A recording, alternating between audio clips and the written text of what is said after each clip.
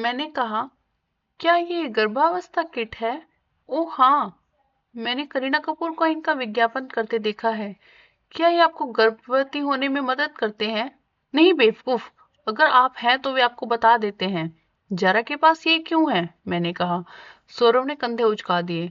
हर डिब्बे पर एक छोटा सा स्टिकर लगा था। स्टिकर पर एक बारकोड और टेक्स्ट था जिस पर लिखा था प्रेग किट INR 50। ठीक है, वह रिलेशनशिप में थी। मैंने अपने ही सवाल का जवाब देते हुए कहा। सगाई भी कर ली थी?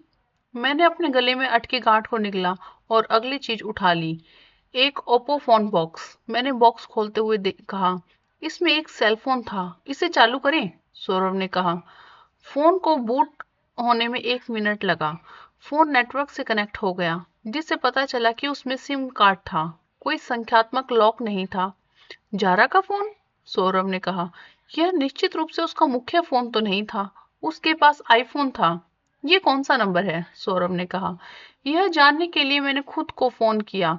मेरा फोन बज उठा। यह तो अजीब है, नंबर +92 से शुरू होता है। मैंने अपना फोन चेक करते हुए कहा, भाई ये पाकिस्तान का नंबर है। यह एक पाक सिम है। मैंने फोन एक तरफ फेंक दिया। पाकिस्तान में कुछ ऐसा है जो आपको डर से उछलने पर मजबूर कर देता है। उसके पास पाकिस्तान सिम है? मैंने कहा। चलो नंबर नोट करते हैं। फोन में कुछ है, कॉन्टैक्ट, तस्वीरें। सौरभ ने कहा।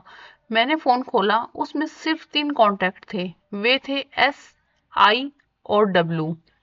मैं चित्र पुस्तकालय में गया। मैंने तस्वीरें देखते हुए कहा, कराची लिट फेस्ट की कुछ तस्वीरें हैं। रुको, यह जारा और सिकंदर की एक सेल्फी है, मुझे दिखाओ, सौरभ ने कहा। उसने मशीन गन पकड़ी हुई है। वे किसी होटल के कमरे जैसे दिखने वाली जगह पर फर्श पर बैठे थे। सिकंदर अपने हाथ में बंदूक पकड़े हुए था। अरे, मैंने कहा, वह पूरी तरह से आतंकवादी है। सौरभ ने कहा। वे मुस्कुरा रहे हैं, देखो। जारा भी। मैं हैरान था। क्या जारा उनमें से एक थी? तहरीक एज जो भी वे खुद को कहते थे। जिस कमरे में तस्वीरें ली गई थी उनमें एक खिड़की थी। मैं बहुत सारे तारों, विज्ञापन होर्डिंग्स या कुछ विज्ञापन बैनरों के अलावा कुछ नहीं देख पा रहा था। क्या यह भी पाकिस्तान में लिया जाता है? सौरभ ने कहा। मैंने तस्वीरों को और करीब से जूम किया। रिजोल्यूशन कम हो गया, लेकिन मैं होर्डिंग्स पर देवनागरी में लिखे कुछ शब्दों को पहचान सका। हिंदी विज्ञापन बाहर है, वे भारत में हैं। मैंने कहा। मैंने फोन एक तरफ रख दिया और अगले काम पर लग गया। बिजनेस कार्ड, मैंने कहा। उर्दू में, या यह अरबी है? सौरभ ने विवरण नोट करते हुए अपना सर हिलाया। उसे कुछ पता नहीं था। मैंने कहा, एक छोटा प्लास्टिक पाउच जिसमें सफेद पाउडर है। टेल्कम पाउडर, उसने कहा। वह टेल्कम पाउडर की तिजोरी में क्यों रखेगी? इसे चखना चाहती है? मैंने कहा। क्या तुम पागल हो? साइनाइड या कुछ और भी हो सकता है। इन आतंकवादियों के बारे में कुछ नहीं पता भाई। ज़ारा कोई आतंकवादी नहीं थी, मैंने लगभग कहा।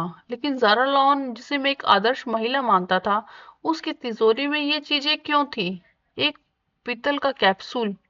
वाह, क्या यह एक गोली है? मैंने कहा। सौरभ ने घातक धातु का यह छोटा सा टुकड़ा उठा लिया। हाँ, सौरभ ने कहा। और क्या? पाकिस्तान पाकिस्तान से कुछ सिक्के। ठीक है, चलो फोटो लेते हैं। सौरभ ने अपने फोन से तिजोरी में मिली प्रत्येक वस्तु की कई तस्वीरें निकाली। मैंने कहा, यह वह जारा नहीं है जिसे मैं जानता था। भाई, महिलाओं के साथ आप कभी भी नहीं बता सकते कि क्या हो रहा है, उन्होंने गोली पर जूम करते हुए कहा। सफदर ने अपनी बात खत्म की और जारा के कमरे में वापस आ गया। या खुदा! जब उसने प्रेगनेंसी किट और बुलेट को देखा तो उसने कहा, ये सब क्या है? सौरभ ने कहा, हमें आपसे पूछना चाहिए अंकल, ये आपके घर में है। सफदर ने फोन उठाया और मशीन गन के साथ जारा और सिकंदर की तस्वीर देखी।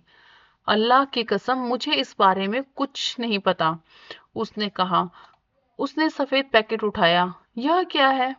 कोई जानकारी नहीं। मैंने कहा, अंकल, वैसे क्या आप इसे पढ़ सकते हैं? मैंने उसे बिजनेस कार्ड थमा दिया। हाशिम अब्दुल्ला, कमांडर, तहरीक-ए-हिजाद। सफदर ने कहा। और कुछ? मैंने पूछा। नहीं, कोई फोन नंबर या पता नहीं। मैंने सारी चीजें इकट्ठी की और उन्हें अपने बैग में रख लिया।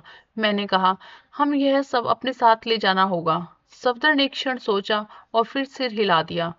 तुम मुझसे प्यार करते थे? सफदर ने कहा जब मैं जाने के लिए खड़ा हुआ। यह कोई सवाल नहीं था, लेकिन फिर भी मैंने जवाब दिया, हाँ। वह भी तुमसे बहुत प्यार करती थी केशव। क्या उसने ऐसा किया? वह बुरी तरह से एक परिवार का हिस्सा बनना चाहती थी। उसे लगा कि वे तुम्हारे साथ वह सब हासिल कर लेगी, लेकिन जब तुम्हारे माता पिता उसे पसंद नहीं करते थे तो वह टूट जाती थी। वह चुप रही, लेकिन उसे नहीं नहीं पता था कि यह एक नाजुक नस थी। वह मुझसे 1 साल तक लड़ती रही, क्योंकि मैंने तुम्हारे धर्म परिवर्तन पर जोर दिया था। उसने तुम्हें खो दिया। वह मुझसे कट गई थी। तभी वह फिर से सिकंदर के करीब आ गई। शायद मैंने फिर से जुड़ने की कोशिश की, लेकिन वह मुझसे बचती रही। मैंने बुदबुदाया, क्योंकि भले ही वह मुझसे प्यार करती थी, लेकिन तुम उसे वह नहीं दे पाए जिसकी उसे चाहत थी, एक स्थिर परिवार। ना ही मैं उसे दे सकता था। मेरी 3 शादियों ने चीजों को अस्थिर रखा। उसने अपनी माँ को खो दिया, वह सिकंदर को, और फिर तुम्हें। मेरी बेचारी लड़की ने अकेले ही बहुत कुछ सहा। मुझे माफ कर दो अंकल, मैंने धीरे से कहा। मुझे ये सब बताने की जरूरत नहीं है। सफदर ने मेरे बैग की ओर इशारा किया। अगर यह बात पुलिस या मीडिया तक पहुंच गई तो सब खत्म हो जाएगा। जारा, जिस लड़की से तुम कहते हो कि तुम बहुत प्यार करते हो, उसे हमेशा के लिए आतंकवादी करार कर दिया जाएगा। मैं अभी किसी के पास नहीं जाऊंगा अंकल, क्योंकि अगर यह बात बाहर आ गई तो हत्यारा या हत्यारे सतर्क हो जाएंगे। मैंने कहा, भाई क्या तुम सीरियस हो? तुम अभी भी हत्यारे का पीछा करने में रुचि रखते हो? सौरभ ने कहा। क्यों नहीं? मैंने कहा। सौरभ ने कहा, क्योंकि अगर आतंकवादी शामिल है तो वे हमारे दिमाग दिमाग ही उड़ा देंगे।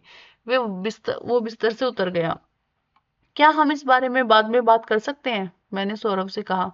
बात करने को कुछ है ही नहीं, मैं घर जा रहा हूँ, सौरभ ने कहा और जारा के बेडरूम से बाहर चला गया। तुम्हारा दोस्त सही कह रहा है, ये लोग खतरनाक हैं, ये दर्दनाक है, लेकिन यह स्वीकार करना बेहतर होगा कि उन्होंने जारा को मार डाला और वे आगे बढ़ गए। सफदर ने कहा। मैंने अपना बैग जिप किया और उसे अपने पीठ पर रख लिया। मैं जाने के लिए खड़ा हो गया। मेरे जीवन में एक समस्या है अंकल। मुझे हमेशा बस आगे बढ़ना मुश्किल लगता है।